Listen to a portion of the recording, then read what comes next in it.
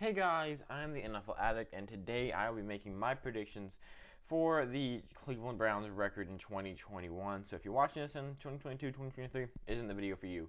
I've already done the Steelers, now moving on to the Browns, and I will get to the rest of the NFC North, not NFC North, AFC North very shortly. So the Browns are a very good team in my opinion. I feel like they can be Super Bowl contenders because you look at last year, their offense was very good. That defensive line was very stout. The only weakness they had was that secondary. Boom, this offseason comes, and then they get John Johnson, they get some other pieces for that secondary, and they kind of fix the biggest hole they had. So I like what the Browns did this offseason. I really think that they kind of turned themselves into a real Super Bowl contender. They've got some rough games, obviously, in this schedule, but I feel like this is a team that probably will make the playoffs. Now, I could predict them to go 1-16, who knows? But let's go ahead and get started. Week 1, they're going to go into Arrowhead Stadium to play the Kansas City Chiefs. The Chiefs are a team that's on like a whole other plane than any other team right now.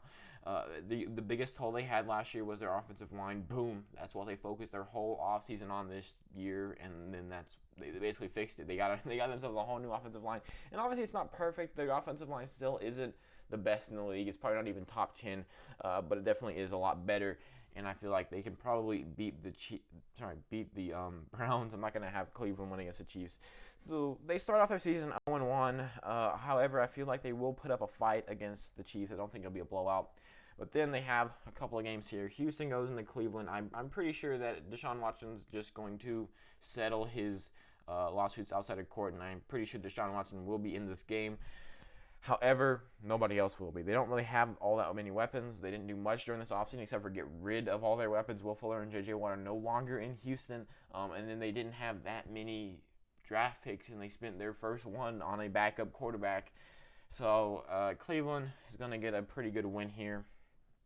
All right, and then they have another home game against the Chicago Bears. I almost said Cincinnati Bears, but yeah, I'm not stupid. The Bears, they had a pretty good draft. I really like the first round. The rest of it, I don't love. They traded up. They got Justin Fields, probably the best move in the entire draft. Now they got themselves a quarterback. I wouldn't be surprised if the Bears start Andy Dalton week 1, but I'm pretty sure they're just going to start Justin Fields. Unless they want to sit him for the whole season, which I guess they could do, but I doubt it. So if I'm just going to be doing this as if Justin Fields is over here. It's not going to change the outcome, but whatever. The Bears, they do still have Allen Robinson, Tariq Cohen on that offense. However, I don't like that offensive line. I don't like that secondary. Their defensive line, though, is very good. Their defensive line will definitely put up a fight. I feel like this is a team that could be sneaky good next year. But I am going to have to have, in at least this game, I'm going to have to give them a loss to the Browns. When it loads. There we go. Now they go into Minnesota to play the Vikings. A team that, in my opinion, is either going to go back to the form they were a couple of years ago. Now they've got some extra, pieces to that offense, and hopefully they will do something to that defense at some point. They haven't really done all that much to their defense, which I am kind of worried by. Or they're going to go back to how they were at the beginning of last year and be a complete and total dumpster fire. Either way, I do still think Cleveland will get another win here. I just don't. I don't think that Minnesota. I feel like they're just not quite there yet to be able to beat the Browns. I feel like if Minnesota does go back to how they were a couple years ago, this could definitely be a competitive game. Definitely could see Minnesota win this one. However, personally, I don't think it will. Oh, I just not realized I didn't do best case, worst case scenario with Pittsburgh. I'll do it with the Browns. Don't you worry. And then we have the Browns going into Los Angeles. Los Angeles got themselves a whole new coaching staff this offseason. That was their biggest need by far. Last season, we didn't even really get to see what kind of talent they had simply because of the fact that every single time they went on the field, they were calling all the wrong plays, all the wrong protections, all that garbage. So it's going to be very interesting to see if now with a new coaching staff, if they can become playoff contenders. However, looking at last year, that defense wasn't great, especially towards the end of the games. Obviously, they started turning into the Falcons there. So I'm going to have to give Cleveland the win here. However, it's kind of like Minnesota. These two games are kind of the biggest, I'm not sure for me because, again, I'm not sure. It could be, these are very iffy games for me. They could be 2-3 at this point, but I do still think they will be 4-1. All right, now, this one will be a pretty good one. The Cardinals are going into Cleveland to play the Browns, or the Browns are the Cardinals are coming to the Browns. Whatever, however you want to think of it. The Cardinals are a team that got a lot better. They got J.J. Watt. They got A.J. Green. And that might not be the best move for the future. For right now, for Week 6 of next season, that is going to make them a lot better. The Cardinals are going to be a much better team next year. And now the Browns, I really feel like this will be a very good game. This could be a game where the Browns get their first home loss. But I just don't see it happening. I feel like the Browns are going to get another win here. It's really close for me, but I don't think I don't really feel that offense enough yet. I feel like I don't know how to describe it, but I don't think they'll win. All right, now Denver going into Cleveland. Denver definitely does have Jerry Jeudy, some weapons on offense, but they lost their biggest one and they didn't really do much to replace it. I'm gonna have to give Cleveland the win here to move up to 6-1. Now, this one's probably the toughest game that they've had so far, other than the Chiefs game. It's going up against Pittsburgh, who is coming off of a bye week. But they are at home, and it is a division. Anytime it's a divisional game, most of the time those are pretty close. It's pretty rare that you see a divisional game be a complete and total blowout. Of course, those happen like 2 or 3 times every year, but it's pretty rare. And now, I feel like this will be a pretty well-fought game. I wouldn't be surprised to see them split, so I'm actually going to have Cleveland beat them at home, though I'm pretty sure I'm going to have Pittsburgh beat them whenever Pittsburgh is at home. That's how I do. Anytime I think that a series is going to split, I always just have the team that's at home win in both games. That's just kind of how I roll. Now, look, I feel like towards the end of the stretch, they're going to get kind of screwed over, but right now, they have a pretty nice stretch of games, the next 3 here, that I definitely think they can win. Now Cleveland goes into Cincinnati. Cincinnati Bengals are going to be a pretty meh team next year. They passed on Penei Sewell, so Cleveland defense is probably going to sack him 50,000 times. However, that offense is pretty good. They did go out and get Jamar Chase, which is a big plus. Now they do have another weapon, so if Joe Burrow doesn't get sacked, now he has a big weapon out there, along with Tyler Boyd. They basically replaced A.J. Green with Jamar Chase, which I think is definitely an upgrade no matter what. However, like I was saying, that offensive line is so pretty bad, that defense, they didn't do too much to fix that. They did get Riley Reef for that offensive line, but getting one kind of pretty good player isn't going to save that. So Cleveland gets another one here, 8-1.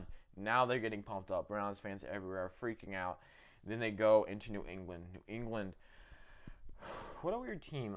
Their defense, their defense didn't do half as good as I thought it would last year. I thought their defense would carry them through a lot of games. That wasn't the way it worked. Their defense definitely did carry them through a couple, but Stephon Gilmore fell off. A lot of their secondary completely fell off. I thought they had the best secondary in the league, and they didn't show. I definitely do think they have a very good defense, but it did decline a bit last year. However, their offense, they got Jonnu Smith, they got Nelson Aguilar, they got so many weapons last year. They lost Julian Edelman because he retired, probably going to Tampa, but that's for another video. I think this will be a pretty good game. If the Patriots do as well as I think they will, if that defense is, I don't think it'll be as good as I thought it would be last year. But I definitely do still think they have a very good defense, and I definitely do think that it will be a problem for Cleveland to go and face. So, actually, this may be a surprise, but I am actually going to give New England the win here against Cleveland. I feel like this is going to be kind of one they're being such a stride now. Boop, 8-2, which is still a pretty good record. It's very, very good. If your team is 8-2, don't be feeling bad. Now, Detroit comes to town.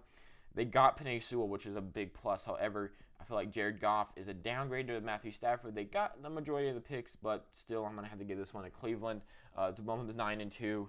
Now they have a divisional game before the bye week, and the bye week is probably going to be a lot of celebration. So they go into Baltimore, and this is going to be another thing where they're playing them back-to-back, so I can basically just talk about these as if they're kind of the same game.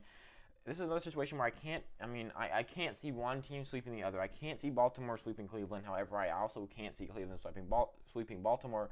So I'm going to have them go ahead and split. Get at me in the comments if you want. That's just how I think of things. I think of them as, it's the same matchup each time. I just can't see, Cleveland sweeping them. Well, I can see it happening, but I don't think it will. I don't think that's the most obvious thing that's going to happen. All right, now they have one or two. Sorry, I was gonna say three, but this is actually the playoffs, so I won't be predicting this yet. I am gonna do a whole nother video on the playoffs once I get through all 32 teams. So subscribe if you're excited for that. Now, Las Vegas Raiders coming into Cleveland to face the Browns. Alex Leatherback, really? You had a first-round selection and you got Alex Leatherback. You could have gotten him early in the probably midway through the second round. You could have gotten Alex Leatherback. An offensive line, I feel like they had a pretty good offensive line last year. I didn't like it, and I'm not going to base the whole thing off of that, but they're kind of falling apart right now. There's a bunch of old players kind of holding on, and Cleveland is going to get the win here. And now they may have already clinched playoffs at this point if you're 11-3. But they do still have 3 more games to go through, and their first one's against Green Bay.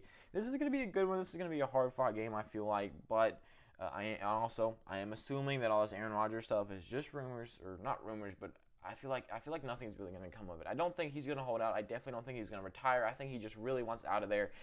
But the Packers aren't stupid. They know if they get rid of him, they're going to be throwing a young quarterback into a really tough situation, and they're not going to be any good next year. Because really, the whole reason that they were good is last year, not the whole reason, but one of the main reasons that their offense was successful last year was because they had the MVP at quarterback.